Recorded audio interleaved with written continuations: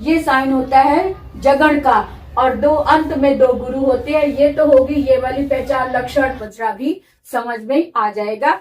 तो अगर आपने अभी तक सब्सक्राइब नहीं किया मेरे चैनल को तो जल्दी से सब्सक्राइब कर दो, लाइक कर दो, और कमेंट करके मुझे जरूर बताना कि आपको इस चैनल की वीडियोस कितने पसंद आती है और कितनी समझ आती है। जो भी मैं बताती हूँ, व्याकरण की व्याख्या जो बताती हूँ, आपको कितना समझ आता है। और साथ में अगर आपको लगता है कि हाँ आपको समझ में आ गया तो इसे अधिक से अधिक शेयर करें, ताकि आपके दोस्त जो आपके फ्रेंड्स है वो भी इसे अच्छे से समझकर फुल मार्क्स ले सके। हर एक चरण में 11-11 अक्षर होते हैं, अक्षर यानी वर्ण होते हैं। मात्रा की बात नहीं कर रही हूं मैं, वर्ण की बात कर रही हूँ। 11-11 वर्ण होते हैं, और हर एक वर्ण को मिलाकर, चारों चरणों के वर्णों को मिलाकर 44 यानी 11 इंटू 4, तो 4 चरण और 11-11 वर्ण, तो 44 वर्ण होते हैं सभी के, क्योंकि 4 चरण होते हैं। एक बार फिर से मैं बता दूं कि इसको गाते कैसे हैं। स्यादेन्द्र वज्रा यदि तौ जगौ गः, स्यादेन्द्र वज्रा यदि तौ जगौ गः, स्यादेन्द्र वज्रा यदि तौ जगौ गः, स्यादेन्द्र वज्रा यदि तौ जगौ गः। इस तरह से इसको गाया जाता है। अब ये देखो कि इसके वर्णों को कैसे गिना जाए, ये भी ध्यान से देखो। पहले इस लक्षण को समझ लो कि इस लक्षण का मतलब क्या है। ये लक्षण है, इसको कैसे समझे ये ध्यान से देखो। स्याद, यहाँ पे मैंने सारे अक्षर अलग अलग लिख दिए हैं। ये स्याद, इंद्र, वज्रा, यदि, तौ, जगौ, गः, यानी स्याद का मतलब होना चाहिए इंद्र, वज्रा, यदि, तौ, तौ का मतलब दो, तौ, त से त है, तगण, तगण और औ द्विवचन लगा हुआ है, यानी दो तगण जहां पर हो। जगौ, जहां पर एक जगण और गौ लास्ट में लगा है, इसका मतलब दो गुरु। तो दो गुरु, दो तगण, एक जगण और दो गुरु लास्ट में हो तो वहां पर इंद्र वज्रा होता है। इस फॉर्मूले को अच्छे से समझ लो। जहां पर दो तगण, एक जगण और अंत में दो गुरु होते हैं, वहां पर इंद्र वज्रा छंद होता है। इतनी सी बात क्लियर हो गई। और वर्ण कैसे गिनते हैं ये भी ध्यान से समझ लो।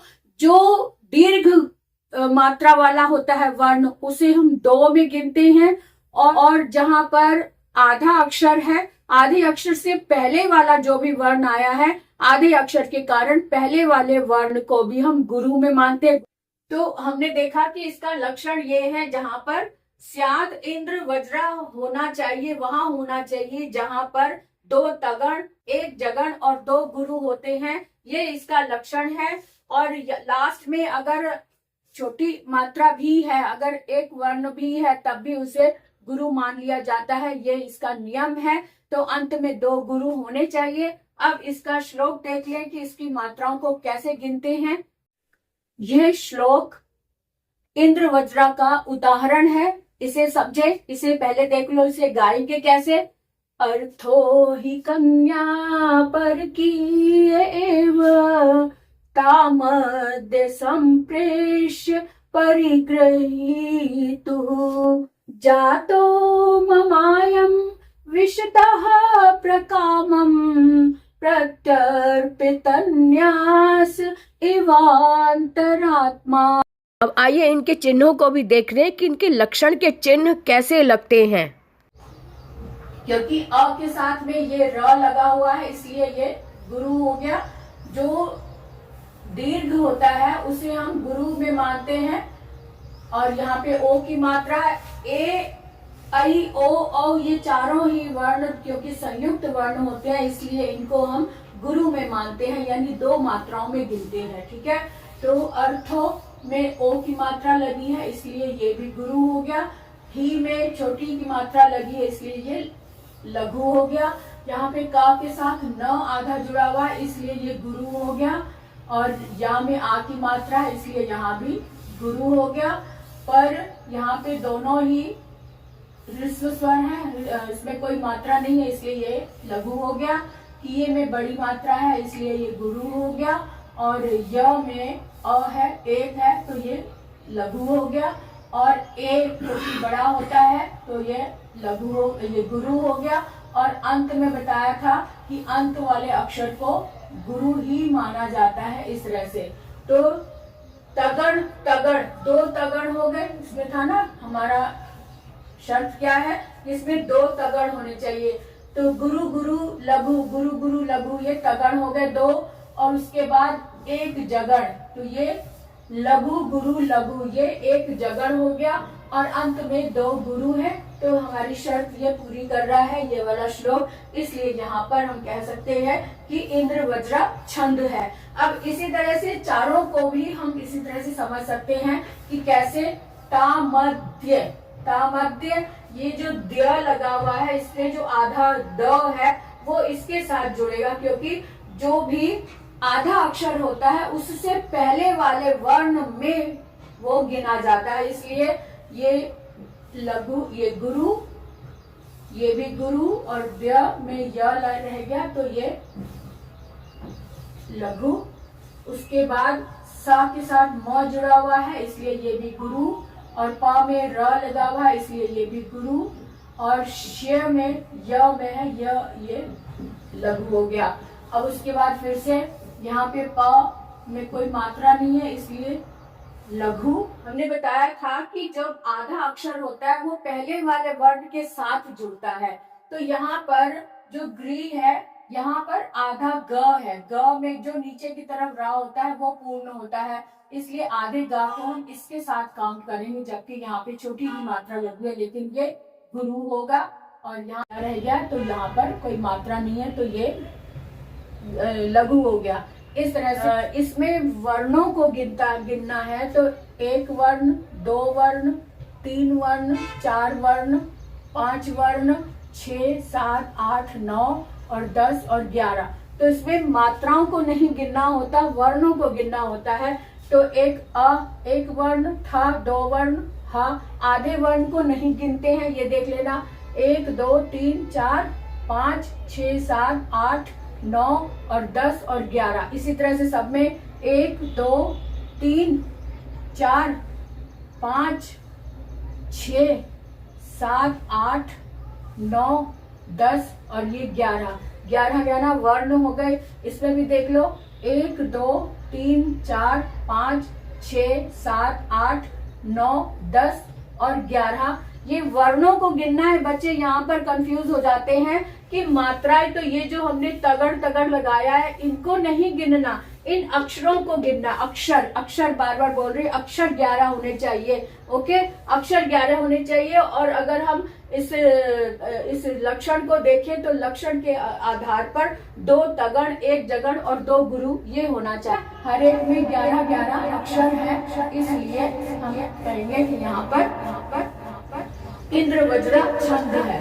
और यहाँ पर भी 1, 2, 3, 4, 5, 6, 7, 8, 9, 10 और ये 11। यहाँ पर भी 11 मात्राएं हैं। और यहाँ पर भी देख ले 1, 2, 3, 4, 5, 6, 7, 8, 9, 10 और 11। तो आधे अक्षर को हमने नहीं गिनना है, तो इसलिए यहाँ पर भी 11 मात्राएं हो गई ये।